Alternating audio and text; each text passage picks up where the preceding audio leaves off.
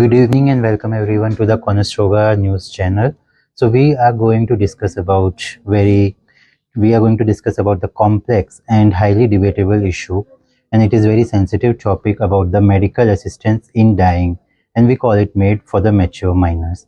As Canada continue to discuss, it's expanding about a laws, and there is so many questions. Out of that, one question is in everyone's mind, and that is, should children with terminal illness have the right to choose a medically assisted death or not?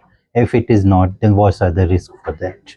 And today we have our team members, which in our panel, which they are going to discuss about this topic, and I'm going to introduce with them. It's Nima. We have our healthcare professionals here, Miss Nima, Chitra, and Simranpreet. Those who are going to talk on this sensitive topic, and we will be looking at the legal, ethical, and medical aspect, as well as we'll do arguments for the against of this following mature minors and what are the people they accept for this. So we are going to see some law according to that. So about the government of Canada in February 29, legislation that extend temporary exclusion of eligibility to receive MAID in circumstances where person sole underlying medical condition in mental illness. So now, first we are going to discuss what is MAID for our viewers. So for that we have Nima here. So Nima, can you just tell our viewers what is a MAID? Medical assistance in dying or MAID. It allows the patients who are experiencing unbearable pain to end their lives but under the medical supervision. But in case of Canada, it is legal only for the adults, not for the children. So the debate is now on whether mature minors, those who are able to demonstrate their ability to make informed decisions, should also have access to MAID or not. The key consideration for MAID for the children are, first of all, the request must have to be come from the minor itself. Similarly, doctors must have to assess the decision-making ability of the minor. Likewise, parents and the healthcare team members must be involved in the decision-making. At last, strict legal and ethical safeguards must be applied to prevent any misuse and also to protect the vulnerable individual. The main question is that, are minors truly capable of making such life-alternating decisions or not? Furthermore, we have one infographic data that shows that in 2021, uh, one, in 2021, 179 people who died by MAID required but did not receive the disability support. In 2021, 358 people who required disability support died by MAID without the government knowing whether they received them or not. And similarly in 2021, 19,600 people died by MAID without the government knowing even if they required disability support or not. Thank you, Nima, to tell our viewers about the MAID, and I hopefully they know what is MAID and it will be very clear for them. So I am sure they will be having question about what's there in healthcare issue. So for that we have our healthcare professional Chitra, who is going to enlighten us about the issue in healthcare. Yes, of course. According to my point of opinion, there are various concerns about allowing minors to access medical assistance in dying. One major issue is whether a young person can truly understand the finality of this decision. Can they fully grasp that once it happens, there is no going back? Another concern is the risk of pressure from family, doctors, or financial struggles. A child might feel like a burden and choose MAID not because they truly want to, but because they feel forced by the situation. Due to advancement in technology, medicine is also improving day by day. A child who is suffering today might have new treatment option in the future that could greatly improve their life. If they choose MAID too soon, they might miss out on the chances to recover and live a better life. Thank you, Chitra, to let us know about the legal factors and palliative care gaps which we are facing in our society. And thank you to let us know what's the issue in our healthcare. But I'm sure people must be having what's there, why people accept this issue. And for that, we have Simranpreet, who is going to tell us what's the factor for that. So, Simranpreet, can you tell our viewers what's there, why people have to agree with this MAID? Yes, argument for allowing MAID for the children. Some people believe mature minors choose MAID for these reasons.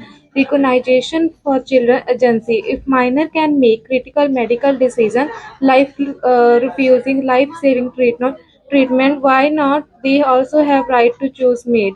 Relief from suffering. Some children endure severe pain with no change of recovery. Why not they have the option to end their suffering their own terms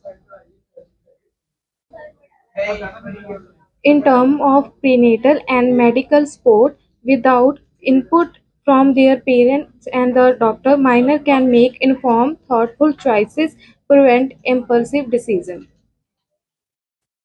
Thank you, Simran, to let us know why people have to accept this MAID. And I am agree with that. Yeah, people, the kids, they are not able to take their own decision, and it's very critical for them to suffer. So yeah, they should agree that. But I must sure people have a doubt about why it should be against that. So for that, I am going to talk with Chitra again, and might be she will enlighten us why people have the argument against of this. Yes, of course, why not? There are some big concerns about allowing medical assistance in time for minors. One concern is whether a child can fully understood whether this decision means ending life is permanent, and it's very important to ask if a minor is mature enough to make such a serious choice. Another worry is pressure from others. What if a child feels like a burden on their family, or if influenced by doctor, family, financial struggles? They might choose MAID not because they truly want to, but because they feel have no other option. Lastly, medicine is always improving as we are living in like technology are improve day by day. So medicine is also improving. A child who is very sick today might have new treatment options in the future that could help them to live a better life. If they choose MAID too soon, they might miss the chance for recovery, maybe. Thank you, Chitra, to let us know. And it's very good to know about the decision making. And I'm sure people have this issue that children, they are not able to take their decision. So it's hard for them about the MAID. But I think we have some public opinions also about this. And for that, our reporter, they went and they talked with the public in person whether they accept this or not. So let's go and talk to our reporter, which they have some reviews on that. Today we are doing a survey on whether medical assistance in dying should be made legal for children or not. Let's take a public opinion. Excuse me. We are just doing a survey on survey. So can you tell me what's your name? My name is Ruhan. So our topic is like that. What do you think about MAID? Should it be made legal for the children or not? I think if the children is suffering and can understand what the decision is, they have the right to choose it. Thank you. So we just see one survey and it was positive towards MAID. Let's take another one.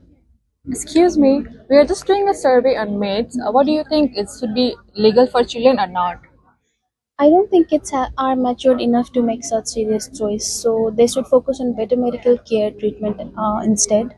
Okay, thank you. Okay, thank you to take a review from the public, and I must sure everyone have a doubt same like we got a review. Some people will be against this, some people they accept this, but we have some medical expert advice too, and I think that might help for our reviewers. So we are going to talk with Surpreet, our medical expert, and let's see what she have opinion on that. This is not just a legal issue, it is an ethical issue. We should ensure that the expansion of the MAID laws should protect the vulnerable public.